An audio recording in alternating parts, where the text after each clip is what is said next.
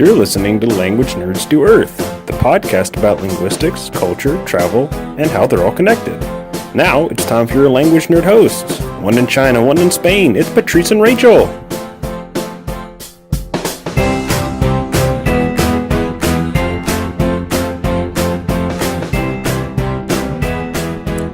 Hello everyone out there, I'm Patrice. And I'm Rachel. And welcome to Language Nerds to Earth. This is episode number 22. Yeah, and this week we've got a really, I think, intriguing episode about swearing. Ooh, so taboo.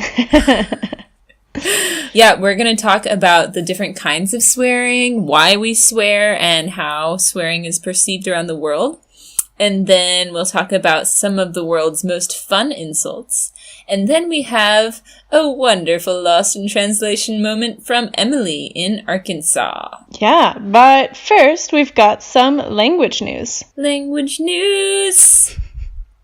Do you think we should make that like our new language news jingle? Just like me singing. Yeah, just like language news! Or it could be like, you know, like a da-da-da-da-da-da-da-da-da-da-da-da language news. Yeah, there you go.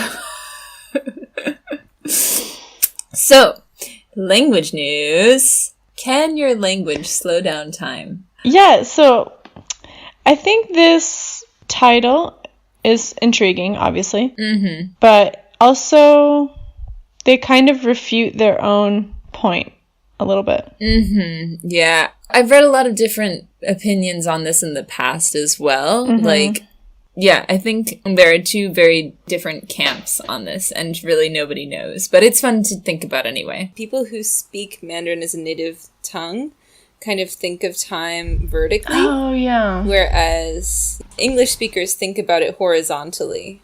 So that was really interesting to me. I cannot conceptualize time going up and down. Yeah, that's true. Can you? Maybe if I think about like lineage or something like that, then it's more vertical. Yes, that's a good way to put it. And maybe because this is just me spitballing, but maybe because Chinese culture has such a huge focus on ancestry, they think more about like in terms of family trees. Yeah, that might be. Yeah, so basically the idea is that languages with a strong future tense from the present can cause speakers to plan less, to save less, and even to care less for the environment. Yeah, so for example, in English, the future is often separated from the present. For example, you say, I will do this in the future. We do have a tense in which we say, I am doing this tomorrow, for example. Mm-hmm. But that is usually a planned event, if I remember correctly from my advanced ESL teaching days. Yeah. There's also, I will do this. It's usually a spontaneous thing. Like, oh, I'll close the window. I'll close the door. I'll pay you back tomorrow. Do you remember? Have you taught that too? Yeah. So it's like something that is happening in the immediate future sometimes with the future. Yeah. But yeah, you can say something like, I have an appointment this afternoon. Mm-hmm. Right. Which is the future, but in the present tense. Right. So we don't actually talk about as much what will happen in the future, I think. Mm-hmm. But when we do, the future is used in a different tense. Whereas this article talks about Mandarin does not have separate tenses for past, present, and future. Also, German doesn't use their future tense very often. They pretty much always use present tense when speaking about the future. They have a future tense, but it's usually used for written language. Mm-hmm. And then Spanish, do you use the future tense as much? Yeah, so they mentioned that a lot of the Latin languages, Spanish, French, Italian, had strong definitions of the future. So, well, actually, that kind of brings us back to episode 20 when we were talking about cultural values, and we had one that was long-term orientation, and we learned that some cultures put a higher value in thinking about the future. and the past, and some put a lower value on it. And things like, for example, Germany put a really high cultural value on the future. Does that make sense? Yeah. And then also Mandarin or Chinese did as well. I think so. So the article goes on to talk about this theory that languages with a strong differentiation between the past, the present, the future tend to think less about those times, but then also refuting that is true. Right. So, like, there was a reanalysis of the original study in 2015, and it found that once they took into account the family of the language, so let's say it's a Latin language or a Romance language, the correlation was no longer statistically significant. Yeah. So the answer to whether or not language slows down time or can change our perception of time is really, we don't know. Yeah. It's like, maybe. Yeah. Depends on how you look at it, maybe. Right. Depends on what evidence you use. And I think the name of the article made it sound like, ooh, do people who speak different languages watch a butterfly's wings flap better than other people who speak different languages? But that's not really what it was doing. I think the end result is that it might be more culture related than language related, but the two really influence each other. So what came first, the language or the culture, the chicken or the egg? It doesn't matter in the end. Yeah. So it's an interesting article, and we'll link that up in the show notes so you can check it out yourself. Yeah, you be the judge. If you have hard evidence to sway us one way or the other, then I would love to hear it. We would love to hear it. So, but let's get on to the meat of the episode, which is very exciting. Swearing. Curse words. Yeah, 4-letter words. Well. Yeah. And others. And others. So, actually, did I tell you I did a research paper on this in college? No. I had a linguistic anthropology class, which, while it wasn't my major, it should have been probably, because that was like what I was most interested in. But I had a project with a partner, and we studied the perception of curse words in English among different populations. And so we like had people rank how offensive different words were. And one, I don't remember very much about our study. It was about 8 years ago, but I do remember that the most offensive word was the C word, which I think is not very surprising, but it was the most offensive word among every population except for Christian women under the age of 20. And I think our theory was that they might not have been exposed to the word very much. Okay. But it was super interesting. It was really fun. It was all Americans? I don't remember. It was done in the US, right. So but that would definitely influence it, wouldn't it? Yeah, because we'll get into that a little bit later, but the use of some swear words in other English-speaking countries is perceived as different. Yeah. Yeah, so there are 5 different ways of swearing. So first we have descriptively. So that's when a curse word takes the place of a noun, verb, or adjective. So, for example, we have one word in English, the F word, that can be used for all 3 of them, can it? All 5 of them, no? Yeah, really. All five different ways of swearing. You're right. So we have the 5 different ways of swearing are descriptively, idiomatically, abusively, emphatically, and cathartically. So Rachel just described descriptively. Then we have idiomatically. So that would be when you would use a curse word in a cultural expression. I wonder if we have an example of that. There was one article that had an example of all of them. Oh, okay. Oh, here it is. I found it. Okay, so descriptively, what would be an example? Let's Okay, that's a verb. Yeah, sure. Yeah.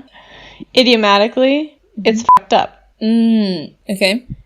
Abusively, when you hurl an expletive at someone. That one's easy. Fuck you. Yeah. Emphatically, when you are trying to make a point, to underscore a point. This is fucking amazing. Yeah. I feel like I use that a lot. Like, I'm so fucking surprised, or as an adjective, I It's guess. really fucking funny. Yeah. And then the last one? Cathartically. Fuck. When you stub your toe or you get a parking ticket. Yeah. Fuck or shit. So, why do we swear? Any ideas? So, actually, swearing is in a different part of our brain from regular language, right? Yeah. And swearing also increases pain tolerance? Is that right? Yeah. Yeah, that's amazing to me. So, what else have you got? So that's a big part of it, I think. So, and that'll go with the cathartic part. Oh, yeah, that's true. But otherwise, it's a way of kind of subverting whatever power structure that you're in. So in every culture, you have different taboo things. They're not all the same. And I read that, for example, in the medieval time period, the swear words that we use today would have been just everyday language. But the swear words that they had at the time were much more related to the church, because that was very blasphemous, to take the Lord's name in vain, or to talk about the church in a derogatory swearing way. Yeah. Yeah. So things like, oh my God, would be much bigger of a deal. Yeah, definitely. Or damn you to hell, or something like that. I don't know. I'm just thinking, like, it's so not a big deal. Damn you to hell. Like now. Yeah, it's... So that kind of goes along with the idea that the strength of a taboo changes over time. So the word damn, for example, was once perceived as much stronger than it is today. Okay. Today, I think it's sort of up in the air whether it's a curse word or not. Would you consider it one? Damn. I would consider it a very, very mild curse word. Like, it might even be allowed on cable. Yeah, I think it definitely would be. Yeah. I remember when I was a kid, my grandfather said the word damn around me, and my mom was like, no! But now, if somebody said damn around me, I wouldn't be like, wow, that's really strong language, you know? Yeah, exactly. But it used to be much stronger. Yeah. So. Yeah, so basically what you're saying is, as taboos change, curse words change, and the strength of the curse words we use changes. Right, exactly. Society evolves, and so do the curse words. Well, that's a really great lead-in, actually, to this summary that we have of different continents and how different kinds of curse words are perceived among different areas of the globe, which is super cool to learn about. So, starting in Africa, we have... Cursing someone is much less common in Ghana, for example, but when it does happen, if you call someone wicked or foolish, that's much more offensive than saying shit, for example. Yeah, that was interesting. Yeah. It kind of shows the priorities or the taboos, I guess, of a country, of a culture. Right, so if I call you stupid, Rachel, which I wouldn't, then if we were in Ghana, that might be like the ultimate insult. Whereas in our American culture where we grew up, it would be kind of like, oh yeah, well, you're stupid. Got 'em, you know.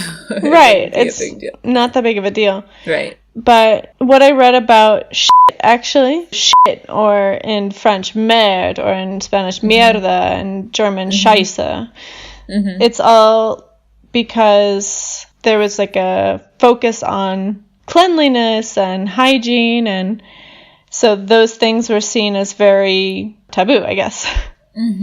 So it happened somehow with like I don't want to say a cleanliness revolution, but something like that. Yeah, that makes sense. As the world got more hygienic, it became more taboo to be around excrement, maybe? Yeah, exactly. And like, actually, I was just in Boston last week, and I remember learning about how it was so much more common to be around feces as a part of daily life. So, for example, this would have been during the revolutionary times, so like 1700s in present-day U.S. People who were in the stocks in Boston Commons, people didn't usually throw like rotten tomatoes or eggs at them. They would throw what would be available. Which, like, the Commons was like a place for everybody to use, including people who had cows. So what's available to throw at people who were in the stocks in the Commons? Cow shit. So That's I'm really not sure nasty. how relevant that is. But yeah, so people were much closer to feces at the time. Well, definitely. And I know, like, for example, in Charleston, I'm sure other places as well, but I've just heard this in Charleston, like, men were supposed to walk on the inside of the sidewalk and women on the outside because people would just throw their chamber pots out the window. Nice, yeah. It's more gentlemanly to, like, have shit land on you than on your lady friend. They really take one for the team there, taking that to a whole new meaning. So the other thing we have on Africa is that obscenity laws tend to be stricter in Africa. So in some conservative circles, modern music and homosexuality are often looped into the fray and actively persecuted. Modern music also? That's kind of funny. Yeah, I thought so too. But then I guess you think of, like, some rap has a lot of obscenity. Yeah, that's obscenities. True. Yeah. But obscenity every genre, really, but... Yeah, but especially music that's quote-unquote pushing the limits of society is often full of language that society doesn't necessarily consider acceptable, and a lot of times that's rap or R&B. Exactly, and it doesn't have to be necessarily like curse words, but things that are considered vulgar or, I don't know, pushing the boundaries of society. Yeah. Like what's acceptable and what you can do and talk about. Well, let's go to Asia next. Yeah. So in Bitol, is that how you say it? I got nothing. I don't know what that is. I'm sorry, Asia, I don't know.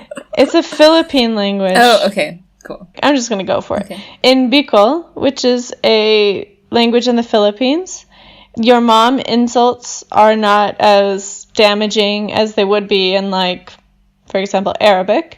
But buray ni nanya, which means mother's vagina, is used just casually for, like, when something goes wrong. It's like, oh, crap, like, mother's vagina. Like. Okay. So it's not that offensive. Which would just be a weird thing to say in the West. Right. Well, in Spanish they say that. Oh, okay. So in English it would be a weird Coño thing de tu madre. yeah. But that's a very common one. But I think it's a little stronger than just like, oh, crap, like. Yeah. And then in Mandarin, if you really want to drive it home to someone, you could curse their ancestors to the 18th generation. Yeah. These types of insults are more commonplace in societies that favor big, extended families versus nuclear families. That makes so much sense. Yeah, that totally makes sense. And it kind of goes back to our language news a little bit about how Chinese culture thinks longer term than Western culture. Yeah. So if you curse somebody's grandparents, I mean, that's a big deal. But if you curse going back 18 generations, I don't even know how many years that is. That's like... I don't know. It's like almost 1,000 years or something, probably. Yeah, that's centuries. And I wouldn't think twice if somebody was like, curse all of your ancestors. I'd be like, okay. Yeah, what's It's a wrong strange with you? insult in English. Yeah, definitely. Definitely shows you like how vastly different these value systems are. Yeah, let's see what else. In Japan, they don't tend to curse as much, but similar to Ghana, calling someone an idiot is quite offensive. Yeah. That makes sense because societal pressures to succeed are so strong. Yeah, that's another thing we talked about in the values episode was about how in Japan, it's a very masculine society, so there's so much competition. Yeah. So in Europe, we have a few different things. In Slavic countries, the word for whore is prominent, but that's a trait that's shared by Poland, Spain, Italy, and France. So, yeah. Puta madre. Puta is whore, right? Mm-hmm. Yeah. I wonder what that has to do with, like, in the history of these places. Yeah, I think the other article talks a little bit more about it, like why we use certain genres of curse words, like whore, or why we like different things. It could have something to do with masculine societies that really put a high value on men. And they might even have masculine languages, for example, genders in the language that value men. Yeah, I read something about the wives' place is subverted by whores. Oh, that's interesting. Something like that. So, also in Europe, in Denmark, there isn't as much cursing, but they also don't care that much about it. Mm-hmm. So, they won't be that easily offended by it. Mm-hmm. Well, I would imagine that, for example, in the Netherlands, which is also Northern Europe, weed and prostitution are illegal, so I would imagine there aren't very many taboos. Cool. And what else do we have for that one? And also, in Finland, your mom insults don't necessarily register as much for female genitalia or the devil. Yeah. Apparently, the C word in Finland is quite strong. Huh. Yeah, stronger than your mom? Is that what we're saying? Right. Yeah. So that kind of makes sense because I think Finnish culture would be more nuclear than, say, Chinese, which is more extended family. Yeah. You know? Well, and I tend to think of more Latin cultures as more focused on the mother of the family. Mm-hmm. Having more insults dealing with that. Yeah, apparently in Arabic as well. Oh, okay. Cool. In Germany, attitudes towards sex and nudity are pretty relaxed, so sexual curse words don't get used as much there. So the result is that there are more cringe-worthy curse words. For example, you might hear a lot of casual poop slang, like kacke and scheisse, which are considered as, like, harmless, like, darn it. When I'm speaking German, I say scheisse all the time. Really? But kacke is, like, crap. Yeah, exactly. Poop. So Australia, it's an interesting one. Yeah. They actually recently ruled that the F word is now part of everyday vernacular in the court of law. Yeah, that's hilarious. Australians have a reputation of being very vulgar. Using a lot of swear words. Yeah, actually, they use swear words more than any other English-speaking country. Definitely. But actually, I remember learning that Spain is considered really vulgar to Latin American countries. Yeah, that's right. So maybe Spain is the Australia of the Spanish-speaking world. Yeah, that might be. The article said that Australians tend to use swear words descriptively instead of abusively. So a lot of the ones that we've talked about are insults to somebody, but they tend to use it more like just colorful language. Oh, well, there's a really cool explanation here. It says, it's possible that Australians are not an angry bunch compared to the rest of the world. Yeah. That's so funny. So they're just so laid back. Swearing is just like another part of their day. It's just colorful. Yeah. That's kind of cool. Adding vocabulary or... just emphatic. Yeah. Makes me want to go to Australia. I know. See how laid back they are. I really want to go to Australia. So North America. As of November 2017, the Canadian Broadcasting Standards Council ruled that the F word is now part of the common French spoken language. So apparently you can watch TV in French and the fucks just go anywhere. But it's still banned from English language broadcasts, which is funny. That is a little confusing, I bet.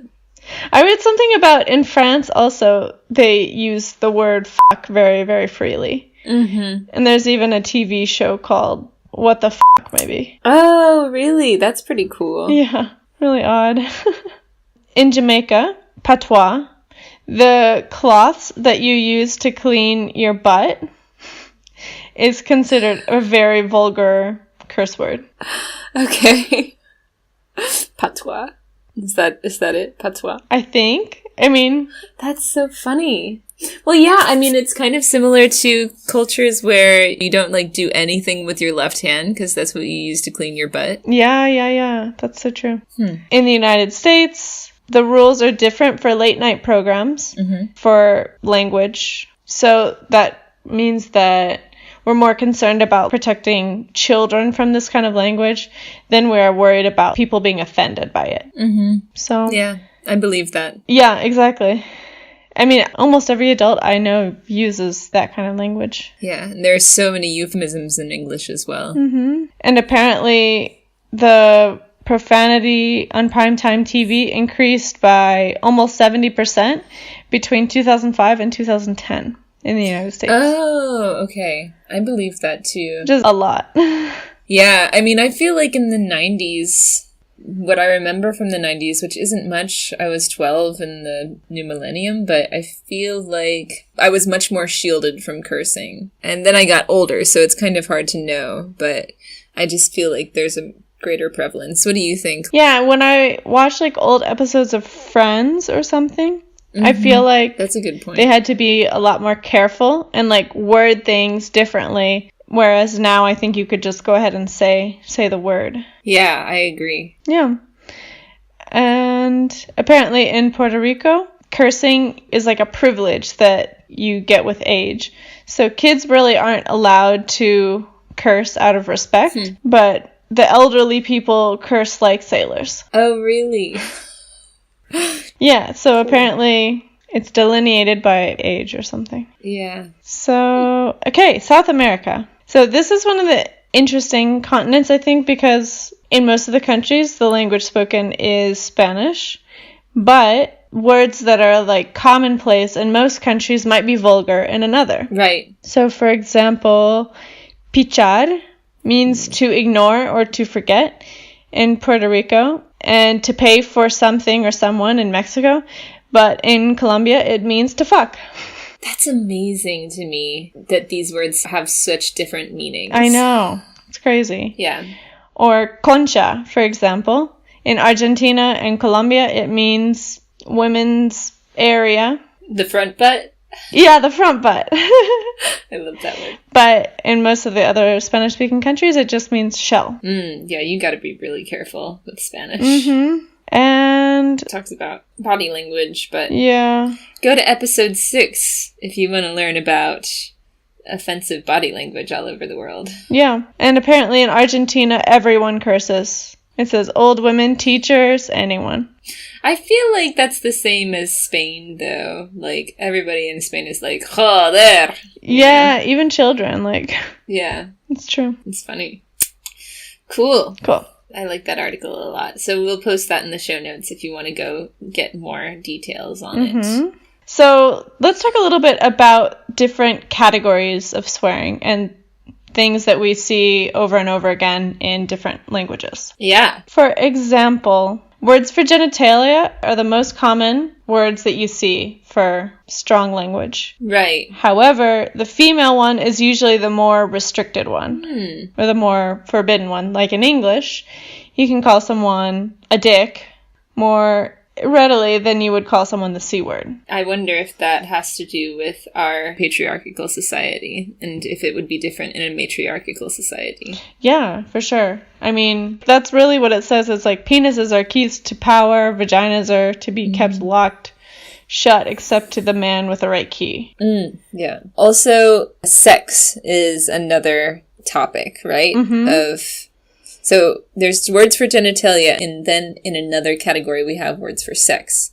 And sex is the angry, offensive part of your mind. It's dominating. Words like the F word are found in a lot of different languages. Right. So it's linked to male aggression. Yeah. It says it's a dominating act, something performed upon a weaker recipient. So that's why you can say like F you or F this situation or something like that. So it's very aggressive, yeah. And I read something really interesting. I did not know this before, but like the origin of fuck is like fornication under consent of the king. Really? Yes. Is that real? I think so. Wow. Let me Google it real quick, but... I think I have heard that before, but I kind of like the word tips. I was skeptical of it.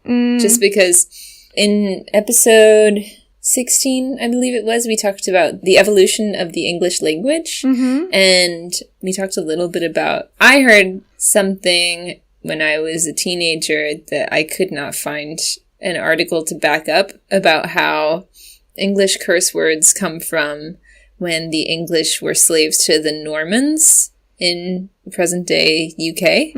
And so the English words for shit, whatever, those are like more English-sounding as opposed to the formal words for them, fornication, defecation, right, whatever. So the more formal words come from the French usage, but again, I couldn't find anything that talked about that. I have no idea where my history teacher learned it in high school, but if anybody can find that, that'd be awesome. Okay, I just found it, and it's under false etymologies, so... Okay. There we go. Okay. All right, well. Anyway. Whatever.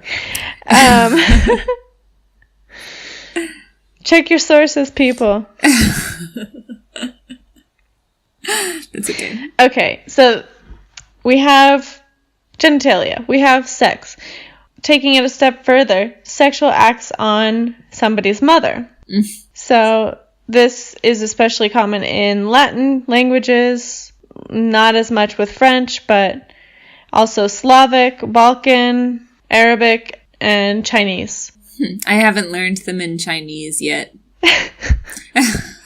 Something to work up to. Yeah, something to look forward to. Yeah, so obviously that's a lot more degrading. And it, I'm sure, depends on the values, again, of the society. Definitely. Is it a country that values highly familial ties and their mothers, I guess? Yeah. Do you value your mother? I feel like in English, yeah, there are a lot of your mama jokes, but not really your mama insults as much as there are in Spanish, for example. Right, not as much as there are in other languages, but I think that they still happen in English, but maybe it's just not the go-to. Right. Although there is, you would call somebody motherfucker. That's true. Which is like a degrading word for someone who does sexual acts on, I guess, somebody's mother? On somebody's mother, right. Not necessarily my mother or your mother. But I feel like that's also used cathartically for the most part. In my experience, hearing the word, it's not usually used insultingly. Rather, motherfucker, like I stubbed my toe, you know? Yeah, I think that's probably an evolution, though, you know? Yeah, that's true. Like, not the original usage. Good point. You're a motherfucker. Like, I love that word, actually. It is. All the time. Actually, that's another thing that I learned when I was doing that paper on curse words, was there's something about the word fuck that is so cathartic because of the fricatives in it. So fricatives are harsh consonant sounds. And I mean, there are so many fricatives in English, so it's hard to say that we choose words with fricatives to be curse words just because they're in so many words. Fricatives are, I think, z, like anything that has air coming through it. But would be plosives. You're right. I don't remember the other ones, but... So I think it was a combination of the fricative and the plosive in the word fuck. Yeah. That made it like such a strong curse word. Cleanliness-focused words. So we talked about this a little bit. Merde, scheiße. Things you use to clean your butt. That's insulting somebody. Do we know where these are used more often, or? In British, French, German, circle, shit, mad, and scheisse are bad words thanks to cleanliness-focused social controls. It says in Sweden you might say skit when you're annoyed, but you can say it in front of your grandmother. Okay. Are there any more groups that we have? Prostitutes. Ah, yes, prostitutes. Kind of goes with sex. Kind of, but it's its own little genre. It's kind of funny. In French, they had so many words for it. It was like four or five words they had for prostitute. So they defy a wife's exclusivity, and that's why words like whore are strong language in a lot of parts of the world. And some languages, like in Luganda, which is an African language spoken in Uganda, they don't use words for genitalia because whores use them. And I think they mean genitalia. Oh my god. Nobody else has genitalia in Uganda, maybe. I guess. That's funny. Yeah. I wasn't too clear on that, but that's what I think. Okay, so another category of cursing is blasphemy. Words for Satan, the devil, and hell. Apparently that's very common in Finnish, Swedish, Norwegian, and Danish. It's also common in Italian, so that's the worst kind of cursing in Italian, because it's blasphemous. It's against the church, which, alright, that makes sense. Yeah, Italians are very religious, so that does make sense. You got the Vatican. Don't want to make them mad. Yeah, like we said, in English it seems like the word damn is really losing its effectiveness. Hell, too, you know? Yeah, what the hell, right? I feel like if you say what the hell, nobody will bat an eyelash. Yeah, you could say that in front of your kids, probably. But you wouldn't say what the in front of your kids. Right. That's something that I have to remember going back to teaching first grade next week. Not allowed to say what the in front of the kids, even if they don't speak English. Yeah, I have to remember that going back to the United States, because here I just curse freely. Right. Anywhere that I am, because pretty much almost none of the time are there English-speaking kids around. Yeah, definitely. So I can't really just like go through the grocery store saying like, oh, I talk a lot with friends about how being an expat has less societal pressure than like living in the US, and I think that's one of the reasons like you kind of say whatever you want wherever you are. Yeah. But so in Quebec, apparently they use a lot of church words for swearing. So hostie, which is a consecrated communion wafer, tabernacle, where you store it, and ciboire, what you carry it with, and calice, I guess, the chalice of wine. That makes sense. So that's a lot more common, it sounds like, in Quebec. Like, that's not how they curse in France.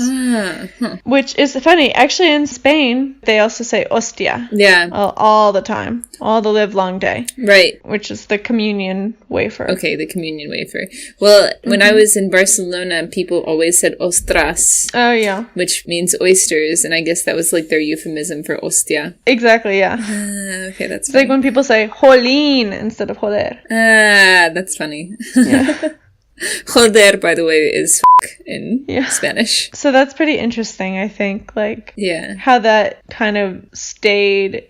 So when the French went to Canada in the 17th, 18th century, it was a lot more religious in that time, and that kind of stuck more than it did in France. Yeah.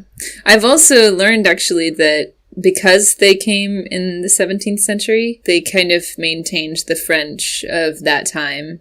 And so people from France who go to Quebec listen to the French and they're like, oh, it's so quaint and old-fashioned.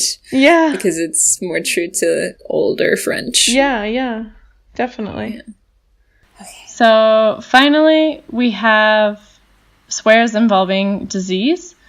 So in Polish and in Thai, they might wish cholera upon you. And in Dutch, they talk about cancer. Yeah, that's pretty harsh. I feel like that wouldn't go over well anywhere. Oof, that's a rough one. I mean... Yeah, I hope you get cancer. I hope you get cholera. Yeah. That's hard. Yeah, or like cancer sufferer, I think, is one in Dutch as well. Wow. So that is harsh. Finally, we have a list of really just terrible things to say to people and bizarre things to say to people as well. Yeah. In different languages. I think this is maybe my favorite part of this program today. The first one, we have, it's a Spanish phrase, me cago en la leche, I shit in the milk. There are variations on this. I shit on the communion host. I shit in the whore that gave birth to you. In the whore, specifically. Like, that is... And then number 4, I shit in the communion host of your whore of a mother. I mean, damn. Yeah. Yeah. This is a really common one. I mean, me cago. Really? Me cago. You hear that? Maybe not the me cago en la hostia de tu puta madre. I might have heard that, but definitely me cago en leche. It's intense. All the time. Really? Me cago en todo.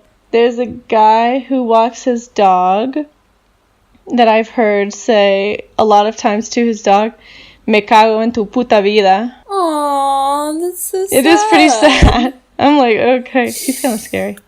But hopefully he's only verbally abusive to the dog, who probably doesn't understand that anyway. Yeah, my dog's kind of scared of that guy, though. Oh. But anyway, yeah, that's a really common phrase. Wow, alright. That's really funny and kind of violent. Yeah. Alright, the next one. So, in Thai, your father die. So this is apparently similar to the mom insults. Your mother is also in Thai a really common slang word that's kind of like, oh shit. Mm-hmm. And your mother. Your mother. And your father is the same. Huh. And your father die is very common also. And apparently calling someone by their parents' names, especially nicknames, is like the epitome of insulting. And so apparently a lot of Thais try to keep their parents' names a secret. Oh, wow. That's so interesting. Odd, right? Yeah. Well, I know that in Thai, like, everybody has a nickname. Yeah. And everybody knows everybody else's nickname. Okay. Like, nobody ever calls each other by their real names, from what I understand. Oh, really? In Thai culture, yeah.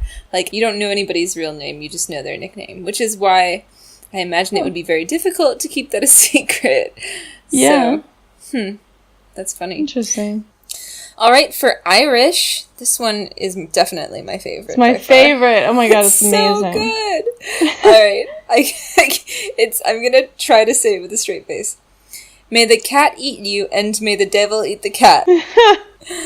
Another one is, may your friends have a fine day burying you.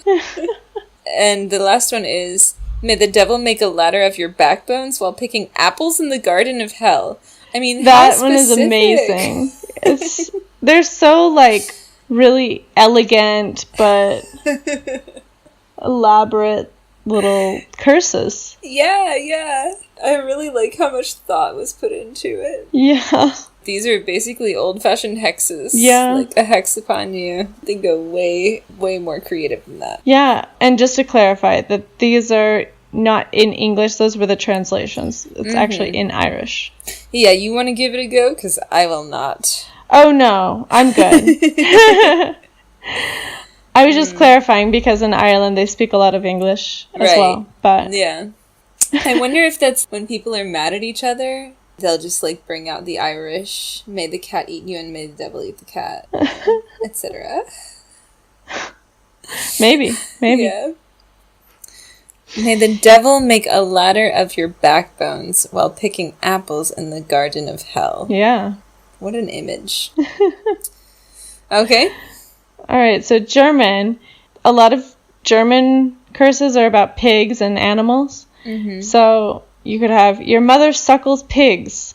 You pig. Ape dick. You're a chicken that got fucked in the ass. Wow. That's funny that they're about animals. Yeah. And the last one's quite violent. Yeah, that is really violent. Poor chicken. Yeah.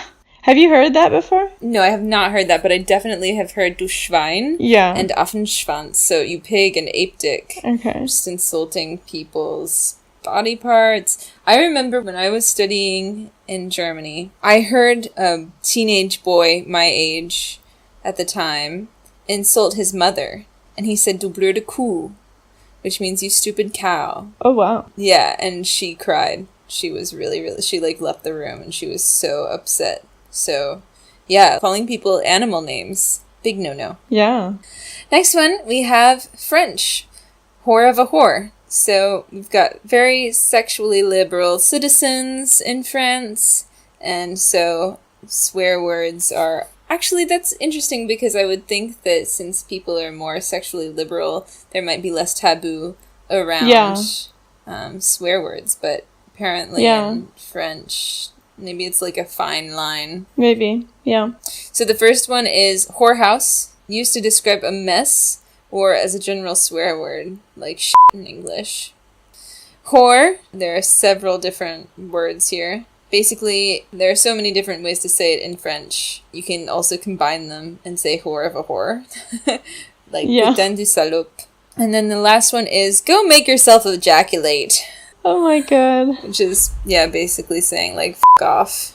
I mean, which is kind of like the same thing, right? Yeah. It's just, the translation just doesn't work in English. It just sounds funny. But it's basically the same, I mean. Right, that's a good point. F*** off. Yeah. Alright. Last one. Okay, so Chinese. We've already heard that f*** your ancestors to the 18th generation. Mm-hmm. They also like to insult mothers. F*** your mother. So number 3, we have turtle egg, which is a strong insult that attacks the offspring of a woman without virtue. Like bastard, basically. Okay. Yeah. So turtle egg is the name for a love child. And the last one is cow vagina, which means fucking awesome. Which is funny because I actually have also learned that 牛人, which is cow person, is like an awesome person. Okay.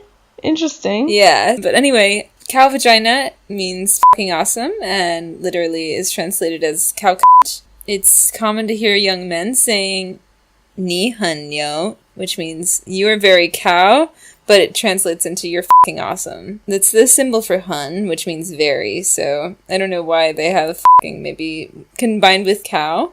Maybe it becomes fucking. Yeah, because it says that those characters together mean something like fucking awesome. Okay. Literally, it's you are very cow, but... Yeah. Right. Cool. I love it when I've got maybe 200 characters under my belt now, and when I see a line of Chinese characters, I'll be able to pick out a few that I understand. Uh-huh. But like this one, 你很牛, is like, I got it. I got one. Yay! Anyway. Cool. Yeah. So there's a little overview of swearing around the world and the way that we use it. Yeah. I hope you enjoyed it. If you have any kind of addition to swearing around the world, we'd love to hear from you. Just send us an email or a voicemail or really anywhere. We'll be there. We'll see it. That's all we do all day. We just sit in front of our computers like, is somebody gonna write into the show? I don't know about you, Rachel, but that's what I do all day. I mean, yeah. What else would I be doing? Right, yeah. But anyway, do you know what time it is? Is it time for Lost in Translation? Lost in Translation! Woo! This week we have a Lost in Translation moment from Emily in Arkansas. So let's give it a listen. Hi, I'm Emily. A few years ago, I was studying in Taiwan, and I was living in a pretty remote neighborhood that was a few miles outside of Taipei. I had chosen to live there specifically so I could have a more local and immersive experience. So one of the neighborhood ladies had kind of taken me under her wing, and every day as I walked past her house, she would come outside and ask me how my day was and check in on how things were going at school. And so over time, I felt like we were building a relationship, and she kept asking me to come over for dinner, right? And I pushed the can down the road and politely found excuses not to go, and eventually guilt got the better of me, and I decided I really needed to be nice to this woman who had been so kind to me for all those months that I had been living in her hood.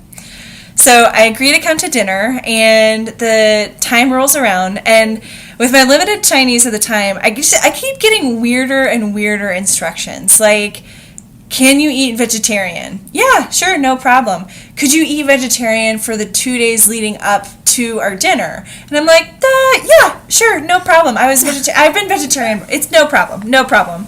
So, you know, these weird comments keep coming up, but I don't really think anything of it, right? Assuming that it's some miscommunication, or maybe she just wants to take me out for an exemplarily, you know, huge meal. So I meet up with this neighbor at what I thought was going to be a restaurant. And the first thing that was kind of off about the dinner was that it was at someone's house. I was greeted by my neighbor at the door, but it was like a 7-story walk-up where we come in and there are bunches of other people who are all wearing the exact same clothing. And everyone is sharing a communal meal scattered around this home that's entirely vegetarian. And I'm talking to a few of the people there who speak better English, and they started explaining to me that, yeah, there's this religion they're all a part of where if you take part in a particular ceremony, you get your name entered into a book that helps you go to heaven. And that was when I realized that I had ended up at a Taiwanese cult meeting. Wow. Yeah. Oops. Yeah, casually just... But don't we all get invited to, you know, something that turns out to be something different than what you thought? Yeah, I mean, especially when you're in another culture, right? Oh, yeah. I mean, it's kind of similar, except for, like, amped up a lot.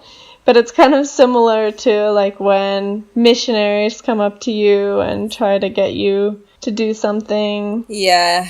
That happened in Korea a lot. Oh, you got a lot of missionaries in Korea. Yeah. Were they foreigners or Koreans? Koreans. Maybe not missionaries, but just people trying to recruit to the church. Wow, yeah. I remember once I was going to the airport with my friends. It was like 4 a.m. or something. We were taking a flight.